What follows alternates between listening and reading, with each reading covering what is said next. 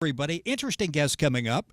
Jamal Larkins is our guest in the program. Listen to the background. At age 12, he had his first flight. I'm not talking about a passenger. I'm talking about flying the plane. At age 14, he was one of the youngest American pilots when he soloed a powered aircraft in Canada, soloed in the United States when he was 16 years old.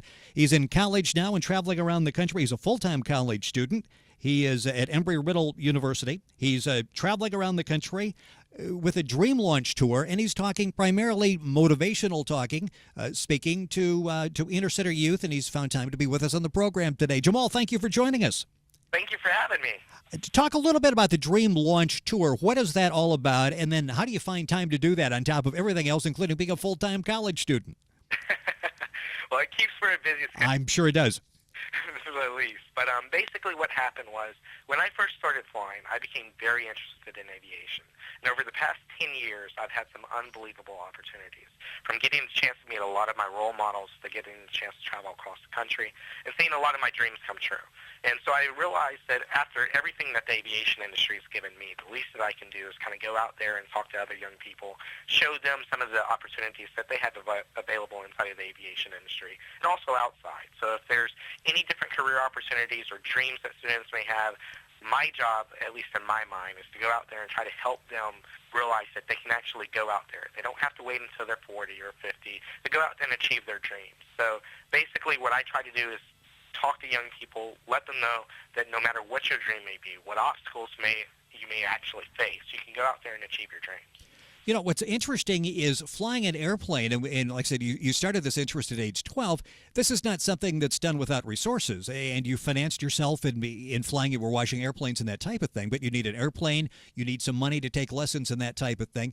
And I'm assuming the kids are very impressed that at age 12 you were able to go out there. It wasn't like just going out and picking up, a basketball, a football, a baseball, or doing something like that. There actually had to be some resources involved to get started in flying. Yes, that's true. I mean, it's not the least expensive activity. Yeah.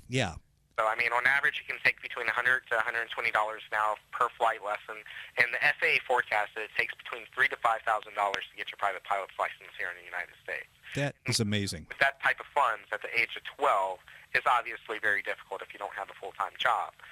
Luckily, I was able to go out to the local airport, start volunteering with a lot of aviation youth programs like the Young Eagles program, how I first started flying, meeting local pilots, washing airplanes, basically doing any of the local grunt work. In exchange, got the chance to fly a little bit. But it still wasn't enough. So I started to try to petition the FAA at the age of 13 to get an exemption to fly solo before my 16th birthday. And that basically was going to give me the opportunity not to have to hire a flight instructor to sit inside of the airplane with me every single time I wanted to go flying and kind of help lower the cost of flying. Unfortunately, I wasn't able to get that exemption before I turned 16. But at the same time, I realized that there's more than one way to skin a cat. So at the age of 15, I decided instead of trying to lower the cost of flying for myself, I was going to do whatever it took to be able to make the funds to be able to do it on my own. So at the age of 15, I started up my own company, a company now called Larkins Enterprises Incorporated. It's an aviation sales and advertising company. We do everything from selling actual aircraft through a partnership agreement with Air Transport Group to doing avionics, GPSs, pilot supply sales, and all sorts of different stuff, as well as handling all of my sponsorships with like Michelin and Delta and Embry-Riddle. So the company not only allowed me to achieve my original goals of learning how to fly, but actually exceed them and purchase my own airplane before I even graduated high school. Jamal Larkins is our guest on the program. He's a very active 22-year-old. I mentioned still a student in college. You may have seen him on television, read about him. TV appearance not that long far back on David Letterman. You're on with Kate Hudson and Outkast. Now, you were out of the studio because you were doing the aerobatics at the time, but you stole the show on that program. Well, thank you. They treated me extremely well, and it was an honor to be able to do that. Usually when Letterman does some of that stuff out of the studio, it doesn't really go as well as they're planning it, or it's a dead segment. This was actually stole the show. It was a great segment. It had to be fun to do. It was. I mean, there was a lot of work involved in it, just trying to get all the equipment set up inside of the airplane and not only transmit it to the ground from inside of the aircraft, to actually satellite transmit it back to the studio. So there was a lot of technical work to be done in it, but it was a lot of fun to do. I mentioned aerobatics, that you've described that as the ultimate roller coaster. That has to be an understatement, watching some of the stunts that you're able to do. It's unbelievable. I mean, getting a chance to be inside of an aerobatic airplane, pull positive 7Gs, push negative 5, going 210 miles per hour, a couple hundred feet off the ground, getting a chance to perform something that you love to do in front of audiences sometimes that range as large as 75,000 people. I mean, it's a huge rush. It's a lot of fun, and at the same time, it's just one of the greatest experiences I've ever had. With everything that you've been able to do, you've said that one of the unforgettable moments has been when you had the luncheon with Lee Archer, who was one of the famous Tuskegee Airmen. That had to be a significant moment in your life.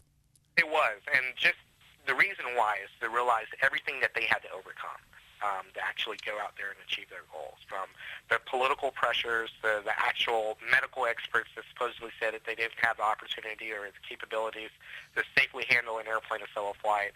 They overcome all of that and actually do one of the best jobs in history, military history, of when it being one of the most successful fighter squadrons in the country.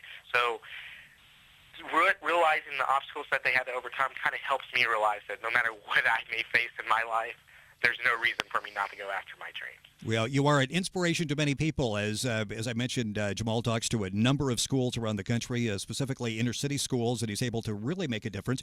You can find out information at erau.edu/dreamlaunch, or you can go to our website, thisweekinamerica.us, and we'll link you onto that so you can get some information.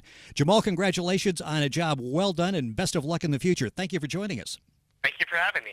The program has been This Week in America, and we appreciate you joining us on the show. The program is produced by Sean Bratton. Scott Pinkerton is associate producer. Otto Bechet, director of engineering. Jay Anderson, segment producer. Ben Watson, in charge of web development.